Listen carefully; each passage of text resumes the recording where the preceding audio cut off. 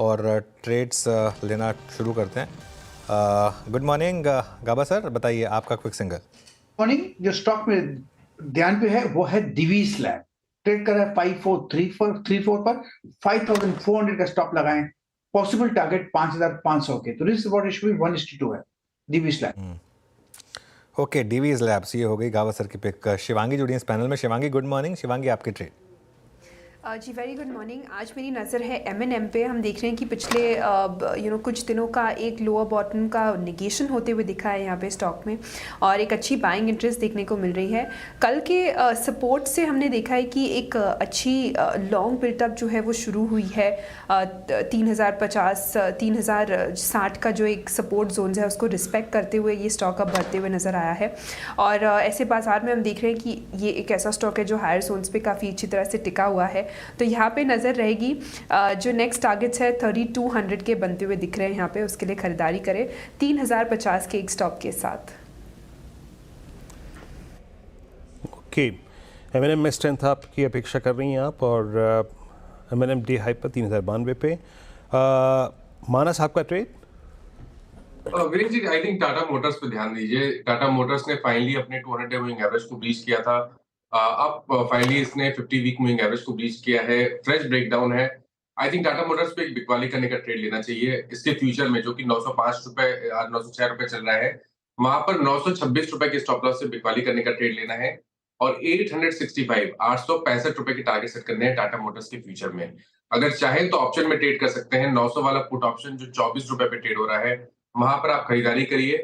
14 rupees का stop loss लगा रहा है और 44 के टारगेट सेट करें। ओके, टाटा मोटर्स अक्टूबर की 900 की पुट भी खुली हुई है, यहाँ पर इस पर भी रखिएगा, मतलब नज़र रखिएगा। आशीष बहती जी आपका trade? Good morning Virendra ji, थोड़ा सा कॉन्ट्रा कॉल रहेगा। रिलायंस इंडस्ट्रीज में खरीदारी की सलाह रहेगी। हमें लगता है कि बहुत अच्छा वैल्यू पे रिलायंस अभी अवेलेबल है। 200 एमआई इसका प्लेस्ड है 2900 पे, और स्टॉक चल रहा है 2740 पे। सारे मूविंग एवरेजेस के काफी नीचे है, और पिछले 5-6 दिनों से कंटिन्यूसली इसमें सेलिंग देखने मिल रही थी। लेकिन हमें लग रहा है कि यहाँ पर अभी सेलिंग थमते हुए देखने मिल सकती है, और एक वैल्यू प्रोपोजिशन के हिसाब से ट्रेड लिया जा सकता है। 2700 का स्टॉप लॉस रखना है इसमें। हमें लग रहा है कि इसमें वापस 2800 तक के लेवल के लिए ट्रेड किया जा सकता है। ओके, अब चलते हैं अमित सेठ के पास और उनसे ट्रेड लेते हैं। अमित जी बताइए, आपने क्या पिक किया? जी अनुज जी, इस समय एक शॉर्ट ट्रेड रहेगा हिंद पेट्रो पे। हिंद पेट्रो अगर हम देखें तो यहाँ पे स्ट्रक्चर वीक हो रहा है। स्टॉक ने अपना 394.95 का एक स्विंग लो भी ब्रेक किया है। कुछ की मूविंग एवरेजेस के नीचे भी हिंद पेट्रो ट्रेड कर रहा है। फ्यूचर्स में लगभग 389.50 का प्राइस है। इसे सेल करें for a target of 385 and 380। ये फ्यूचर्स के भाव बता रहा हूँ, और स्टॉप लॉस लगभग रहेगा 395 रुपीज का। ओके, राजेश सतपथी जी आपने क्या पिक किया? अनुज जी देखिए, मैंने एक्चुअली टॉपिक था मेरा रिलायंस का, लेकिन रिलायंस के बाद अगर कोई कॉन्ट्रैक्ट ट्रेड अच्छा लगता है that is Larsen and Toubro. L&T मुझे लगता है जिस तरह से 3450 को इसने रिस्पेक्ट किया, यहाँ से जो रिवर्सल है, इसका टारगेट आज के लिए मुझे लगता है 3580 से 3600 का होगा। तो एल&टी बाय करें, स्टॉप लॉस होगा 3480 का। ओके, L&T बाय 3499 पे कौन सा कॉल है ये? और राजेश पालवे जी एक्सिस सिक्योरिटीज से हैं। राजेश जी आप क्या पिक कर रहे हैं? वीरेंद्र जी, यहाँ पे हमें लगता है एशियन पेंट पे नज़र रखना चाहिए। ये स्टॉक में जो करेक्शन हुआ था ऑलमोस्ट अब अपने 100 डे मूविंग एवरेज के आसपास सपोर्ट लेता हुआ दिख रहा है, और हमें लगता है कि यहाँ पे एक पुल बैक का ट्रेड बनते हुए दिख सकता है। एशियन पेंट में बाय करने की सलाह है, और यहाँ पे हम एक्सपेक्ट कर रहे हैं टारगेट इसके 3140 की तरफ। डाउन साइड में स्टॉप लॉस जो रखेंगे वो करीब होगा 3060 के आसपास। एशियन पेंट्स बाय है आपका क्रूड को देखते हुए। आपने आई थिंक ये सेटअप पे थोड़ा फोकस किया है। अब एक काम करते हैं, इंडेक्स अभी भी निर्णायक व्यवस्था में नहीं है, बट इट्स निफ्टी आईटी जो कि अब सिंक कर रहा है। निफ्टी आईटी ये जो क्रूड का डेवलपमेंट स्पेशली 745 से शुरू हुआ था, उसके बाद क्रॉस कॉम्बिनेशन और अब बैकफुट पैकेट ट्रेड करता हुआ। इनफैक्ट पूरे का पूरा आईटी, चाहे वो इन्फोस ले लीजिए, टीसीएस ले लीजिए, सब आके बैकफुट पे ट्रेड कर रहे हैं।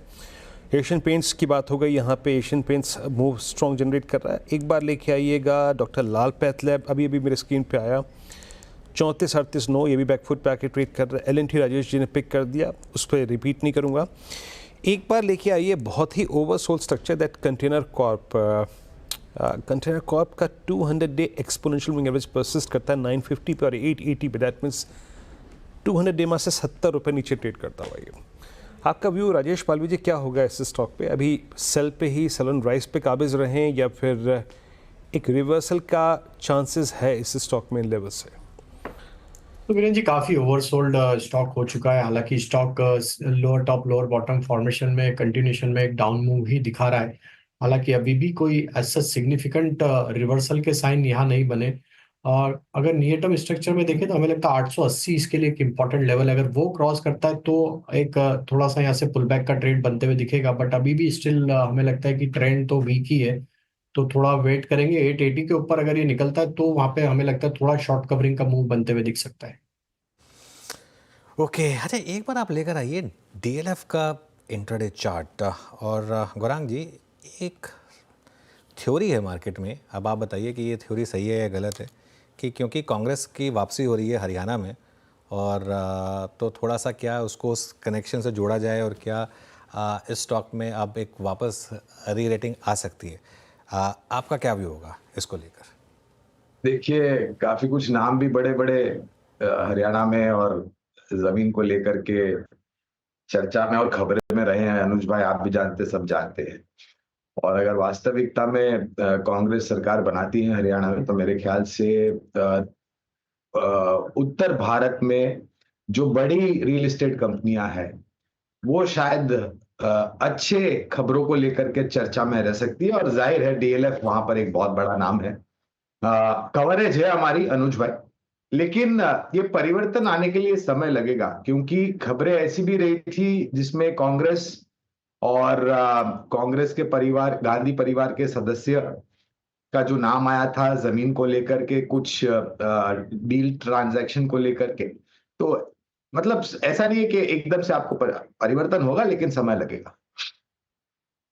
मानस, टेक्निकली एक oversold stock 200 day moving average के नीचे, 200 डे मूविंग एवरेज इसका करीब करीब 841 पर, क्या लग रहा है कि ये आज थोड़ा उसको क्रॉस करने की कोशिश करेगा? अनुज जी, अभी वेट करना बेहतर रहेगा। अगर हम टेक्निकली बात करें तो एक जो रेजिस्टेंस दिखता है वो 840 से 860 के रेंज में दिखता है। जब तक 860 रुपए के ऊपर ना डीएलएफ जाए तब तक मेरे ख्याल से खरीदारी नहीं करनी चाहिए, क्योंकि अगर आप वीकली चार्ट भी देखेंगे या मंथली चार्ट देखेंगे तो वहां पर कोई बहुत बुलिश ट्रेंड दिखता नहीं है, या ऐसा नहीं लगता है कि लोअर लेवल पे आपको रिवर्सल देखने को मिलेगा। मेन ट्रेंड पॉजिटिव है और लोअर लेवल पे रिवर्सल देखने को मिलेगा, तो ऐसा है नहीं। मेरे ख्याल से बेहतर रहेगा कि आप केवल कंफर्मेशन पे खरीदारी करें। 860 रुपए के ऊपर निकले तभी यहाँ पर खरीदारी करनी, उससे पहले खरीदारी नहीं करनी। ओके, 860 के ऊपर निकलें। देखिए, जो मैं बात कह रहा था ना